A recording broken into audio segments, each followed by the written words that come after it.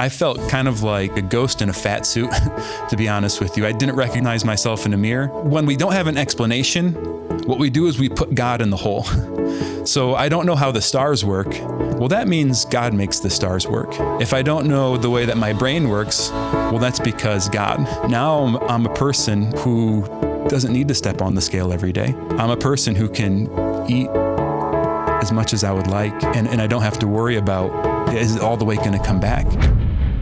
Welcome to Physically Spiritual. I've been amazed by how much growing physically healthier has changed my spiritual life. I am captivated with discovering the truth about my body and how it relates to my relationship with God. Physically Spiritual is my attempt to harmonize and share what I have discovered. I'm your host, Andrew Reinhart.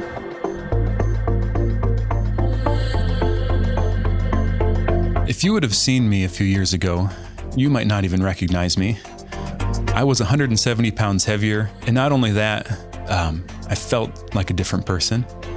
I want to take you back to New Year's Day, 2016. I was at my parents' house, which was important because most scales wouldn't give me a number anymore. When you get that large, you're over the maximum weight of most scales you'll run into. So the scale that I had at home hadn't given me a number for years. New Year's Day, stepped on the scale, and it read 372 pounds. I was shocked. I knew I was over 300 pounds, and I had gained 40 pounds since the last time I had gotten on a scale. I felt like I had to scrape my jaw off the floor. In that moment, I realized that my life might already be halfway over, and I wasn't even 30 years old yet. That moment, though, was a turning point in my life. I did lose a lot of weight, hopefully you can tell. But a lot of other things have changed since then, too. Almost everything about my day-to-day life has changed. I'm still married to the same lovely, beautiful woman. I still have the same job. I still live in the same house. But the way I live my life has changed. On this podcast, I want to share a lot about how I lost 170 pounds, how I've changed my relationship with stress, how I fall asleep at night now, when before I had a lot of insomnia.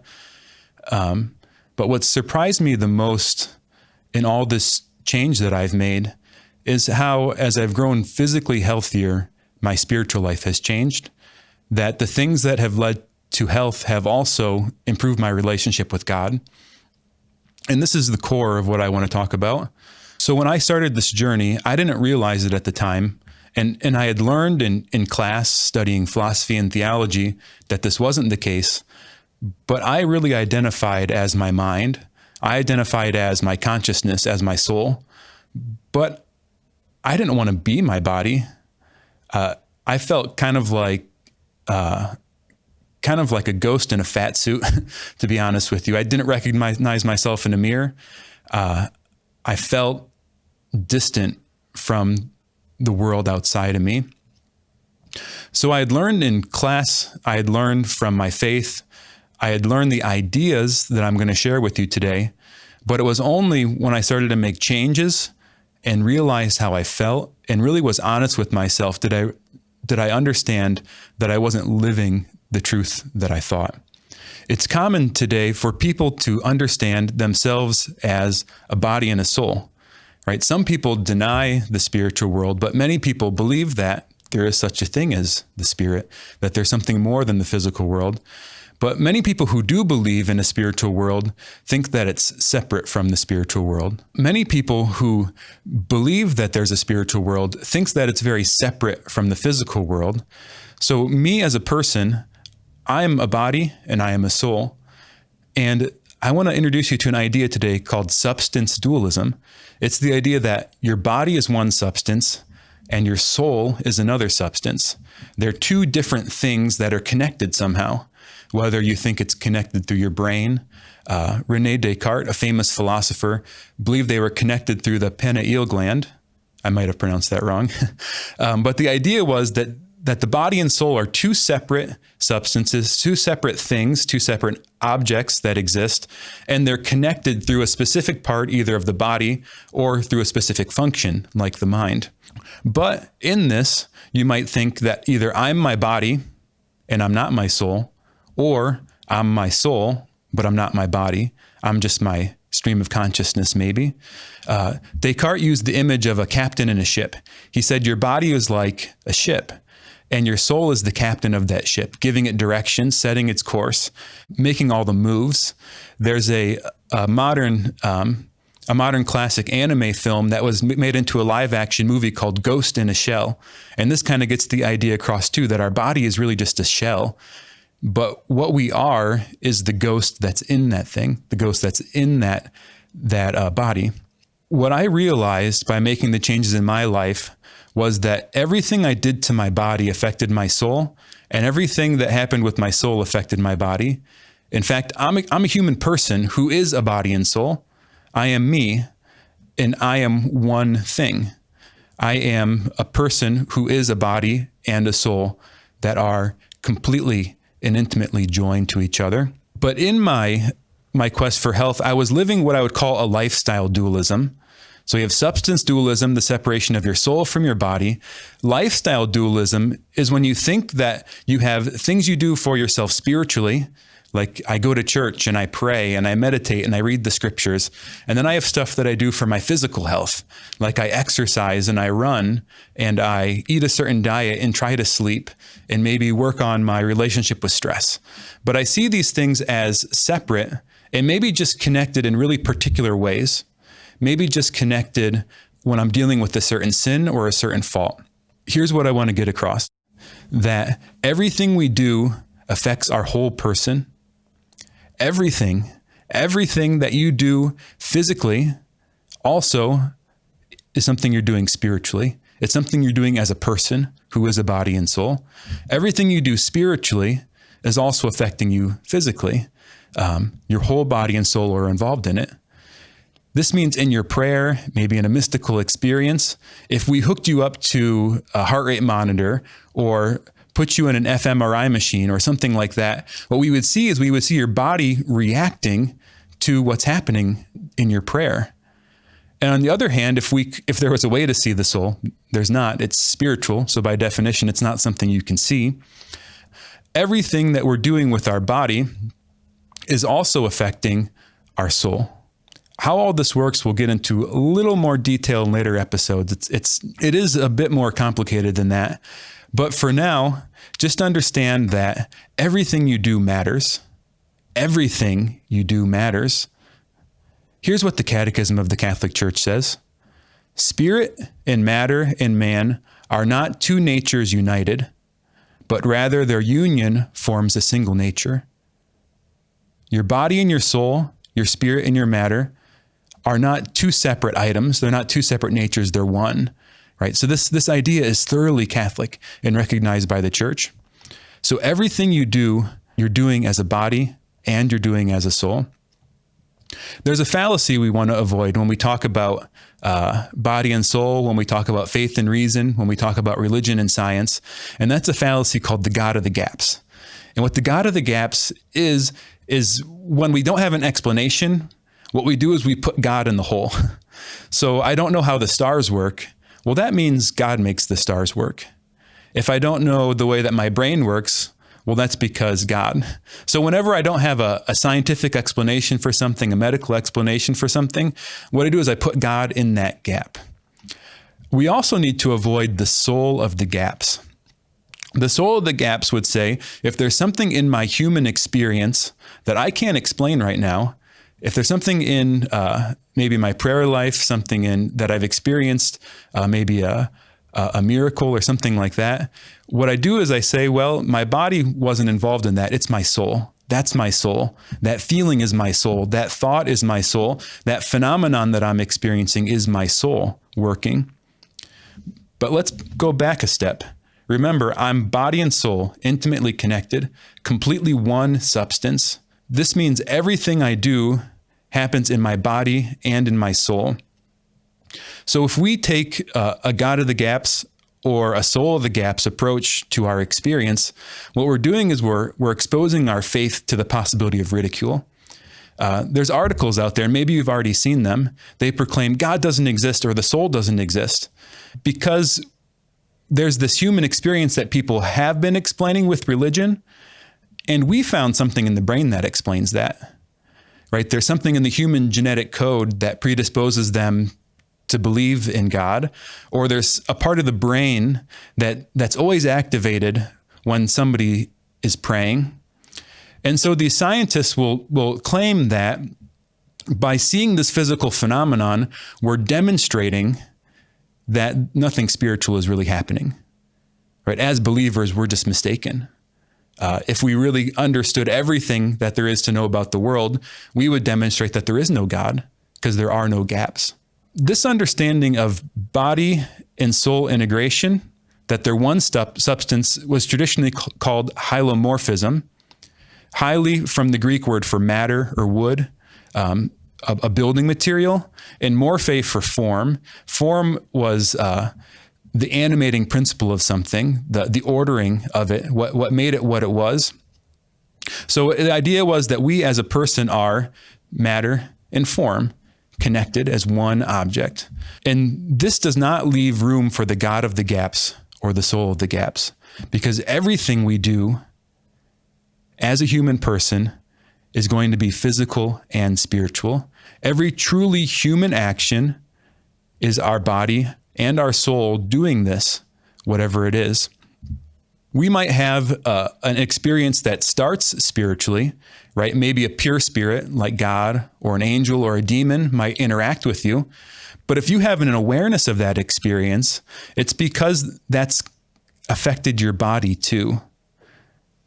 And on the other hand, there might be parts of your life that you don't want to think that this is true about because you struggle with them, right? Maybe you struggle with your diet. Maybe you struggle with your sleep. Maybe you struggle with your body image. Maybe you struggle with self-harm or something like that. And you want to distance yourself from it. You want to say, I'm not doing this to me. I'm just doing this to my body. But you are your body. You're doing it to you. So part of this journey of growth, part of this this transformation, which I'm on in my life, is also about learning to love myself. All right, if I'm my body and I'm my soul, when I'm making choices about my lifestyle, I'm choosing to either care for me, to care for who I'm becoming, or I'm choosing to like mortgage my future for an experience in the present moment. I'm either doing something that's going to make me more and more the person I believe God has made me to be, doing something that's making me more able to do his will in my life, making me more able to experience joy, to experience my emotions, to love, or I'm doing something that's going to make me less capable of loving in the future, less connected to my whole person, less able to do God's will. Everything we do matters. Now, with that in mind, we don't want to enter into a kind of rigorism, that we become so rigorous and so focused on all of this that I'm just constantly striving and never resting, that I'm just scrupulous about every little detail of my life to the point where I'm obsessive about it, right? Because at that point, we're using ourselves as a means to an end, right? I'm just trying to make my best life here. And it doesn't matter what it costs me emotionally, what it costs me physically, what it costs me spiritually. So as we're approaching ourselves, we need to approach ourselves with love. We need to approach ourselves with understanding. We need to approach ourselves with patience, because change happens slowly. But the beautiful thing is change is possible. I'm really excited to share with you everything I've learned and experienced in my journey and everything I'm still learning. I've experienced that by changing, sometimes even just minor things in my daily life have had significant consequences of my weight, of my stress, of how I am able to pray, of my ability to be the person that I really want to be. And I'm excited because I think that there might be some real low-hanging fruit in your life. I know for a while I was sort of maxing out on my spiritual stuff, right? I was spending all the time I could in the chapel, or going to mass as often as I could, going to confession as often as I could. And I still wasn't changing very much. And I didn't have more time to give, right? I couldn't work less or give less time to my marriage or neglect the chores that I had to do at home or something like that. And I felt stuck because I felt like I was doing everything I could, and yet I wasn't getting the results that I wanted. And I was tempted to blame God. I was like, look, Lord, I'm doing everything I can. I'm praying. I'm going to the sacraments. I'm trying to seek you with my whole life. But I'm still struggling with all this stuff. Like, where are you in this? And the thing I've come to realize is the Lord didn't abandon me. He didn't leave me to my own energy, to my own strength. While he didn't work like an extraordinary miracle where he did like a supernatural liposuction or like reformat my brain to not have all the trauma that I've experienced, or change my nervous system or something around so that I could feel different in my body. What he did was he came alongside my will. He inspired me to change my life. He guided my studies. He guided the people that came into my life that have given me so many answers and given me so many new ideas. He came alongside of my will in a way that I might not have even noticed, and gave me the strength in the moment to change and to make those changes into good habits and to make those good habits into virtues. So just because the Lord isn't answering your prayers the way you expect him to, doesn't mean that he's abandoned you. So there could be a lot of low-hanging fruit in your life, a lot of changes that you could make that could make a huge difference in the way that you experience your struggles, the way you experience your vices, your sins, things that you thought you'd never get out of, maybe things that you've even taken on as an identity, not just that I am overweight, but that I'm a fat person, or not that I have this struggle, but I am my struggle. I'm a bad person. Maybe you've taken it on as identity, but the Lord is the Lord of freedom. The Lord's the Lord of peace. The Lord's a loving Father who does not abandon us. So we can be confident in the moments that God doesn't feel like he's there, that he is. In the moments when we feel like we're left on our own, we're not. And that if the Lord isn't answering our prayers the way that we expect him to, it's because he has something better for us. He's going to answer them in a way that we don't expect, and in a way that brings a glory in our life that we didn't even anticipate. See, when the Lord comes alongside of our will and doesn't intervene in our life in a supernatural way to just take our problems away, the blessing we get on the other side isn't just that our life is different, but that we're different. I didn't just lose weight. God transformed me so that now I'm a person who doesn't need to step on the scale every day. I'm a person who can eat as much as I would like. And I don't have to worry about, is all the weight going to come back? Right? Because the Lord's transformed me. Like, he's changed my relationship with food, my habits, what I'm even attracted to eat has changed. So for me to now stay 170 pounds lighter doesn't take effort, doesn't take energy. It's a joy. I enjoy it. And it's a miracle too. I never thought that the Lord would work that out. Along the process, what that took was changing the way I exercise, changing the way that I ate, changing the way that I slept, changing the way that I meditated, changing the way that I approached work. But in all this, the Lord didn't work out my weight, like I said, by some kind of supernatural liposuction or just miraculously taking it away. But he changed how I was by changing who I am. He changed my life by changing my relationship to myself and the world around me, building virtues in me, and really helping me more and more to live my identity as his beloved son. So with that, I'm excited that you've joined me on this journey. Thank you for listening to this. Thank you for maybe sitting through some of my rambling. I hope you'll come back. I love God and I love myself, and I want you to love God and love yourself too.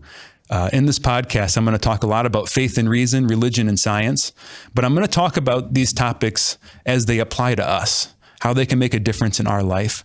A lot of times when we talk about science and religion, we talk about it in an apologetic tone, like we're fighting about it or something. Like we have to try to convince scientists that they should believe in God, or we're trying to convince people of belief that they ought to consider the insights of science. And we never get to the point of asking the question, well, if this is true, then what does this mean for me? Like, how should I live my life now? And that's what I want to do here. I want to ask the question, how can we discover the truth of God through faith and through reason? But then how can that change my life? Thanks for watching this episode of Physically Spiritual. If you're watching the show on YouTube, make sure to press the like button, subscribe to the AWAKEN Catholic YouTube channel, and turn on the bell notifications so that you can find out when new episodes are released. Also, it's super helpful if you could leave a review for the podcast on iTunes or your podcast player. At AWAKEN Catholic, we're dedicated to bringing people to truth through beauty.